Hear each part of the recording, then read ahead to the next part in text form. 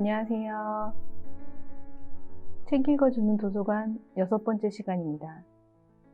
책 읽는 부평 대표 도서인 페인트 속 가디바커 하나는 부모로부터 받은 어렸을 적 상처가 성인이 된 후에도 내면에 남아있는 모습이 그려졌는데요.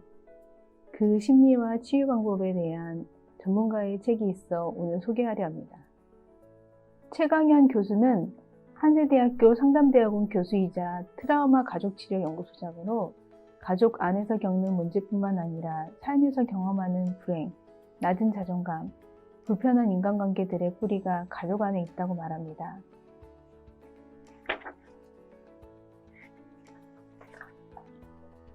가족은 어머니 품속처럼 언제든 돌아갈 수 있는 아늑한 둥지, 아무 조건 없이 나를 사랑해주는 곳이라고 하지만 과연 오늘날 이런 가족이 얼마나 될까? 저자는 오늘날 가족의 의미에 대해 반문합니다. 책은 크게 4개의 장으로 나누어져 있는데요. 1장 어린 시절의 나를 돌아보다, 2장 배우자 선택의 숨은 이유, 3장 상처를 주고받는 가족, 4장 행복한 가족의 비밀. 책 속에는 그동안 저자가 오랜 기간 가족 상담을 해온 경험과 그 치유 방법을 소개하고 있습니다. 관계 속에서 형성되는 문제 행동 뒤에는 어린 시절 경험한 상처와 맞물려 있으며 이 모두를 객관적으로 바라볼 수 있을 때 비로소 진정한 변화가 올 수 있다고 저자는 이야기하고 있는데요. 때론 힘이 되기도 하지만 짐이 되기도 하며 친밀함 뒤에 미묘한 갈등이 숨어 있기도 하고 한없이 사랑하다가도 한없이 미워지는 가족의 두 얼굴. 지금 만나볼까요?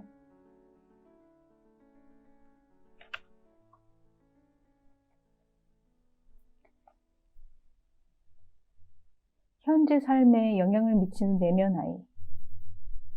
박사학위를 마치고 한국에 돌아온 얼마 후 나는 운 좋게도 한 대학에서 교수 생활을 시작할 수 있었다. 힘든 유학 시절을 버티게 해준 가장 큰 동력은 언젠가 어엿한 대학 교수가 될 것이라는 기대였다. 이제 그 꿈의 초입에 들어서니 설레지 않을 수 없었다. 힘들었던 지난날이 주마등처럼 스쳐갔다. 그러나 웬걸 첫날부터 꼬이기 시작했다. 대학원에서 첫 강의를 하게 되었다. 강의실을 찾아가는데 신임 교수를 알아본 한 학생이 자판기 커피를 한 잔 뽑아서 권했다. 강의 시간이 다 되었기에 나는 사양을 하고 강의실에 들어섰다. 잠시 후 수업을 시작하려는데 문이 열리면서 한 학생이 들어왔다. 조금 전 커피를 권했던 바로 그 학생이었다. 그런데 학생의 표정이 심상치 않았다. 매서운 눈초리로 나를 쏘아보는 것이었다. 아니나 다를까 강의를 하는 도중 그가 질문을 쏟아내기 시작했다. 예나 지금이나 학생들의 질문 유형은 크게 2가지로 나뉜다. 정말 궁금해서 묻는 질문과 교수가 얼마나 알고 있는지 떠보기 위한 질문. 이 학생은 후자의 질문만을 연속해서 던졌다. 대답을 하면 또 다른 질문으로 신출내기 교수를 긴장하게 만들었다. 다음 시간에도 이런 양상은 계속되었다. 처음에는 어리둥절했지만 학생의 의도를 파악한 나는 몹시 불쾌하고 화가 치밀어 올랐다. 그 학생과 나 사이에 흐르는 미묘한 긴장을 느낀 다른 수강생들은 불안해했다.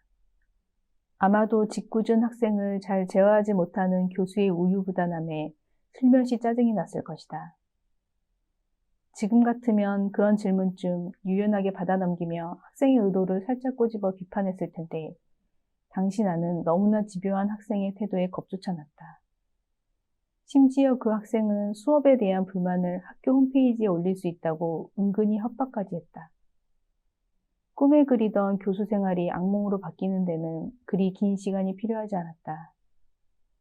강의 때마다 늘 그 학생 때문에 긴장했기에 수업을 마치고 나오면 극심한 피로가 밀려왔다.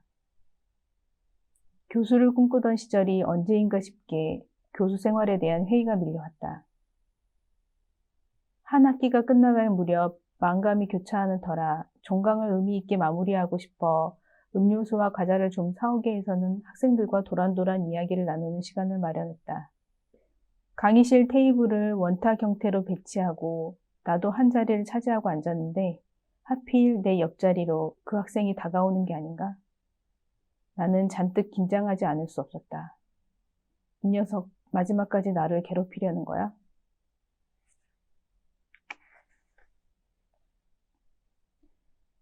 옆에 앉은 그는 자신이 반쯤 마시던 주스병을 들어 나에게 권하였다. 내 머릿속은 복잡하게 엉켰다. 아무리 젊은 교수라지만 새 주스를 권하는 것이 예의 아닌가? 이것도 나를 무시하는 의도된 행동일까? 온갖 의문이 머리를 스쳤지만 커피 한 잔 거절한 대가를 톡톡히 경험했기에 나는 그가 건네준 주스를 받아 단숨에 들이켰다. 그런데 정말이지 거짓말 같은 일이 일어났다. 주스병을 다 비우고 내려놓는 순간 갑자기 학생의 표정이 바뀌기 시작한 것이다. 처음 복도에서 커피를 권할 때의 순진하고 맑은 얼굴이었다. 그리고 그는 언제 우리 사이에 긴장이 있었냐는 듯 너무도 즐겁게 말을 이었다. 교수님, 한 학기 동안 너무 수고하셨어요. 제게 큰 도움이 되었어요. 다음 학기에 또 들어도 되지요? 어안이 벙벙했지만 어쨌든 주스병 덕분에 골칫거리 학생과 점차 친해지게 되었다. 그는 대학원을 마칠 때까지 내 수업을 2번이나 더 들었다. 후일 그의 어린 시절 이야기를 들으면서 왜 그런 어이없는 사태가 벌어졌는지 비로소 사정을 짐작할 수 있었다. 처음 본 교수님께 나름 용기를 내어 커피를 권하였는데 거절하셨잖아요. 무한하게 종이컵을 들고 있던 그 순간 갑자기 명치 깊은 곳에서 오래된 아픔이 도지는 것을 느꼈어요. 여러 가지 감정이 한꺼번에 올라왔어요. 과거 부모님한테 받았던 상처였죠. 비교적 냉담한 부모 아래서 자란 그는 어린 시절부터 무언가 요구할 때마다 대부분 거절을 당하곤 했다는 것이다. 그의 무의식 속에 자리 잡고 있던 거절의 상처는 부모에게 느꼈던 실망과 분노, 그리고 억울함을 그대로 나에게 투사하게 만들었다. 내가 거절한 커피 한 잔이 이 학생에게는 과거의 상처를 덧나게 하는 기폭제가 된 셈이다. 어린 시절의 상처는 훗날 다른 사람에게 투사되곤 하는데 이런 현상을 전이 감정이라고 한다. 프로이트가 명명한 전이 감정은 과거의 경험이 현재 관계에 부정적인 영향을 끼쳐 상대를 착각하고 오해하게 만드는 현상이다. 나는 이 학생의 전이 감정으로 인해 졸지에 영문도 모른 채 한 학기 내내 고통을 당한 것이다.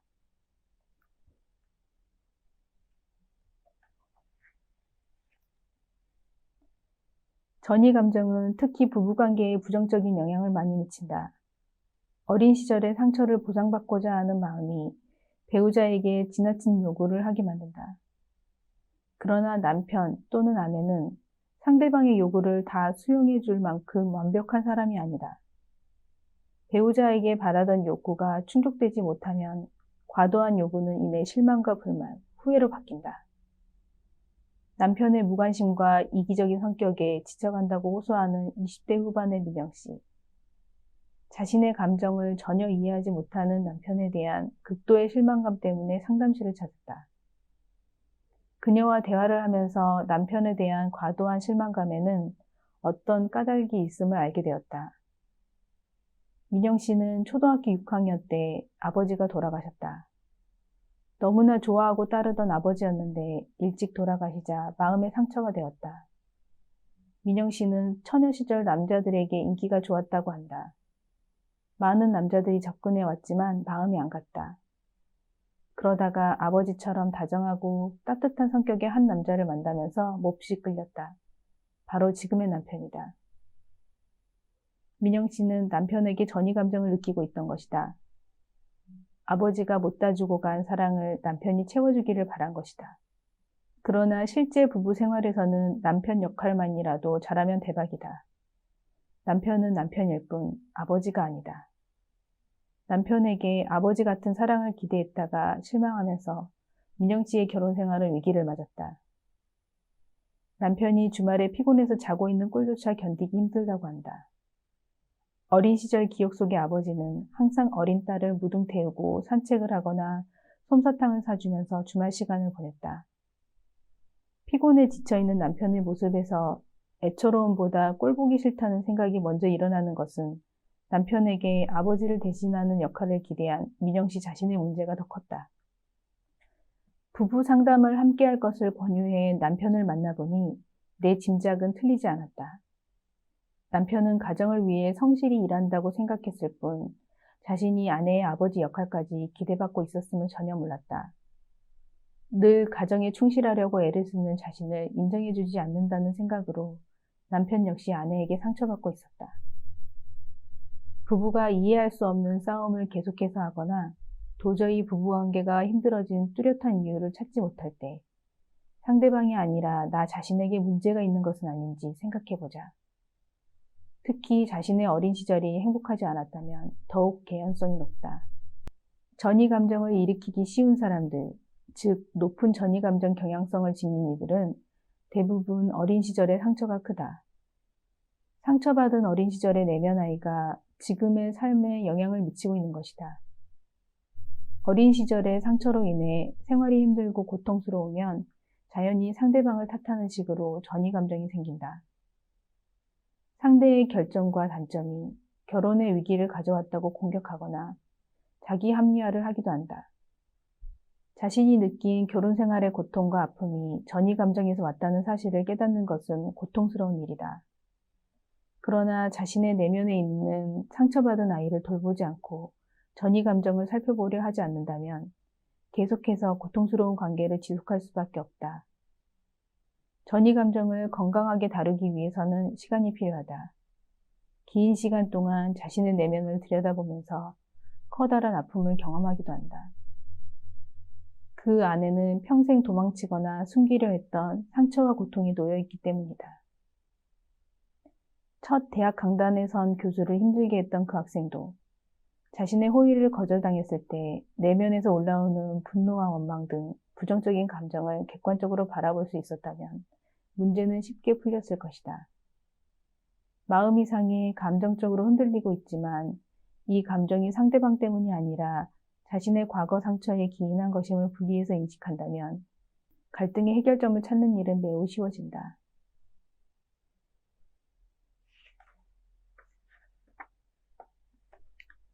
사랑하는 가족과 함께여도 외롭다. 오랫동안 친하게 지내는 지인 중에 늘 외로움을 호소하는 교수 한 분이 있다.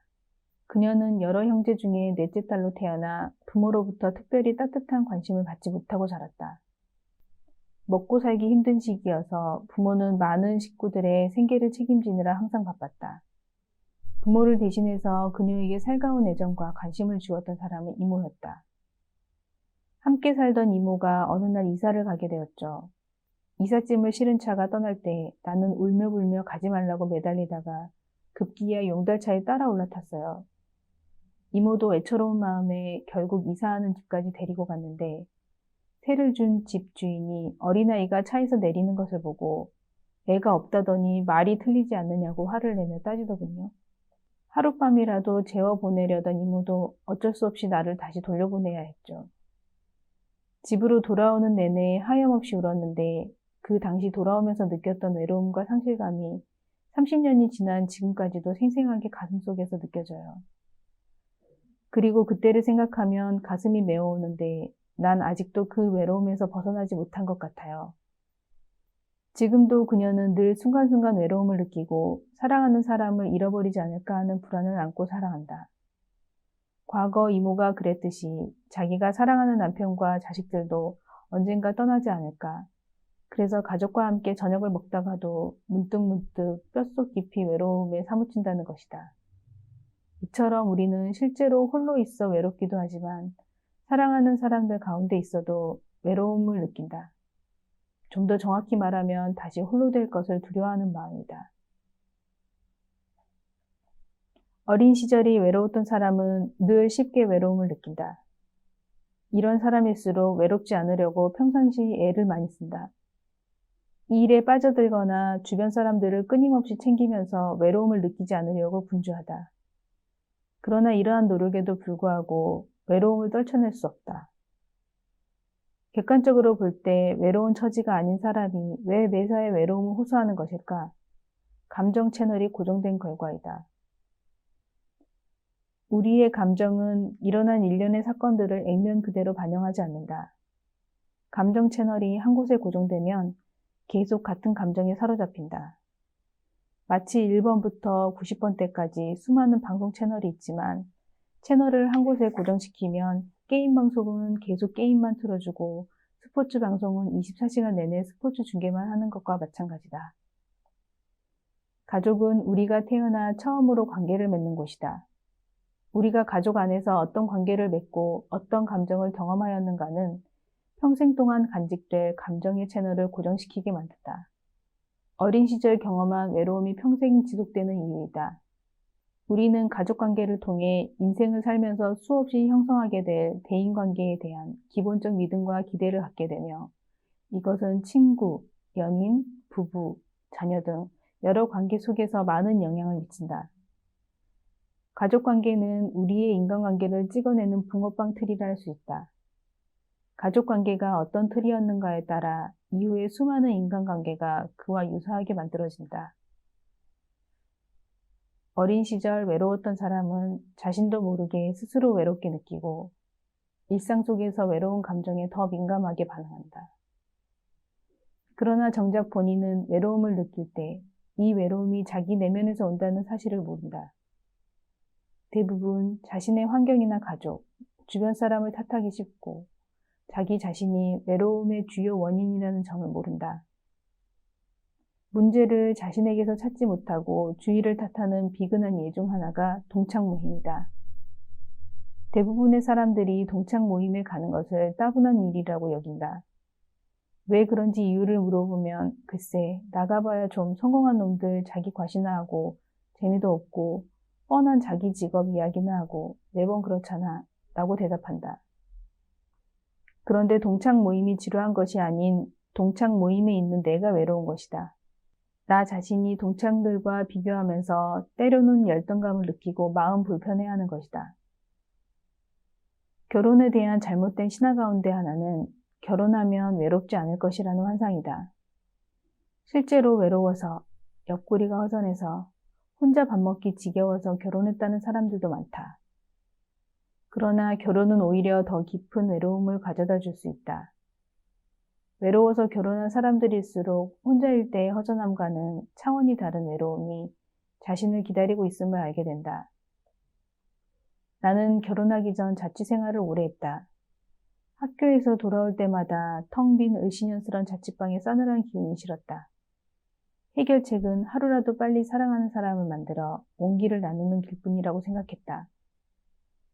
드디어 나는 애인을 만들고 결혼하게 되었지만 결혼 후에도 고독과 외로움은 여전했다. 아내와 갈등이 생기면 정서적으로 깊은 단절이 찾아왔다. 그런 순간에는 차라리 자취방을 혼자 뒹굴며 외로움을 견디는 편이 낫겠다는 생각마저 들었다. 우리는 대개 자신과 가까이 있는 사람들 때문에 외로움을 느끼거나 상처를 받을 때가 많다. 나에게 얼마나 소중한 존재인가에 따라 내가 받는 상처의 강도는 세진다. 고독한 노년을 보내는 노인들은 언제나 외로움을 많이 느낄까? 바로 그렇게 사랑하고 애지중지한 자식이 자신을 돌아보지 않을 때이다. 직장 상사나 동료, 친한 친구, 부모, 애인이나 배우자 등 나에게 중요하다고 여기는 사람들로 인해 더 크게 상처를 받고 외로움과 불안을 느낀다. 특히 가족 안에서는 어린 시절에는 부모가, 결혼 후에는 배우자가 그 역할을 맡는다. 한 번은 라디오에서 노래를 듣다가 결혼은 미친 짓이야 라는 가사를 듣고 귀가 번쩍 뜨였다. 나중에 확인해보니 화려한 싱글이라는 제목의 노래였다. 결혼은 미친 짓이야. 정말 그렇게 생각해. 이 좋은 세상을 두고 서로 구속해 안달이야. 노랫말처럼 외롭지 않기 위해 결혼하는 것이 미친 짓이라면 미혼이면 외롭지 않을까? 그렇지도 않다면 어떻게 이 외로움의 무한 저주에서 벗어날 수 있을까? 여기에 대해서는 자취방 시절에나 결혼 이후에나 늘 외로움을 느끼고 살기는 마찬가지인 나보다는 전 세계가 공인한 베스트셀러 작가의 조언을 참조하는 게 좋을 것 같다. 34개 언어로 번역되어 수백만 부가 팔린 사랑의 기술의 저자 에릭 브롬은 그 책뿐만 아니라 소유냐 존재냐, 자유로부터의 도피 등을 쓴 베스트셀러 작가이며 정신분석학자이자 사회심리학자이다. 프롬은 상담이란 자기를 알게 하는 것이라고 정의했다. 이 말을 따져보면 상담을 받는 행위 자체가 정신적 치유를 해주는 것이 아니라 상담 과정을 통해 자신을 알므로써 불행의 반복으로부터 벗어나는 실마리를 얻게 된다고 해석할 수 있다. 이때 중요한 것은 그래, 내가 어린 시절 외로웠고 상처받았지 라고 단순히 머리로 아는 것이 아니라 마음으로, 감정으로 아는 것이다. 우리말에는 안다라는 말을 뜻하는 단어가 하나밖에 없다. 그러나 독일어에서는 안다를 뜻하는 단어가 5가지가 넘는다. 에리 프롬이 자신을 알게 된다는 말은 곧 자기의 상처를 마음과 감정으로 직면하고 이해한다는 뜻이다.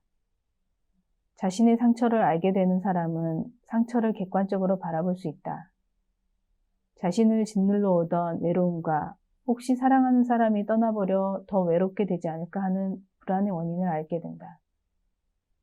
물론 자신의 뼛속 깊이 자리 잡은 외로움의 실체를 알게 되었다고 외로움에서 벗어나는 것은 아니다. 어린 시절부터 언제나 따라오던 외로움과 사랑하는 사람의 상실에 대한 불안은 생활 습관처럼 반복되었기 때문이다. 그러나 실체를 알고 나면 조금씩 차이가 생기게 마련이다.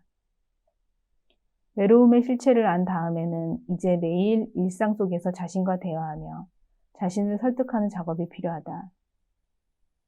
과거에는 외로움과 불안이 밀려오면 그 감정에 함몰되어 고통받았지만 이제는 그 감정들을 객관화시키고 다룰 수 있는 영역이 된다. 외로움과 불안이 밀려올 때면 그래, 이것은 저 사람 때문이 아니라 내 안에서 오는 거야. 나도 모르게 어린 시절 가족 안에서의 관계 패턴과 감정 채널을 반복해서 재경험하고 있는 거야. 라고 스스로 설득하면서 순간 치밀어 올라온 외로움과 불안을 잠재우고 통제할 수 있게 되는 것이다. 치유라는 말은 상처를 깨끗하게 지워주는 것이 아니다. 안타깝지만 지난날의 상처는 깨끗하게 단번에 사라지지 않는다. 다만 지난날의 상처로 더 이상 현재의 내 감정을 다치게 하거나 왜곡하는 것을 막는 것이다. 상담 현장에서 많은 분들을 만나보면 상담을 받았지만 왜 여전히 내 안에 상처가 느껴지고 변화가 오지 않습니까? 하는 질문을 종종 받는다. 상담을 했다고 우리의 상처가 한 번에 해결되지는 않는다. 다만 자기의 상처를 잘 인식하게 되며 그것을 통해 끊임없이 자신을 설득하여 드디어 그 상처가 주는 고통을 본인 스스로 통제하고 다룰 수 있게 될 따름이다. 과거의 상처는 의식하지 못하는 틀을 비집고 현재의 나의 행동에 영향을 미칩니다. 마지막 4장에서 행복한 가족이 되기 위한 자유의 방법을 소개합니다.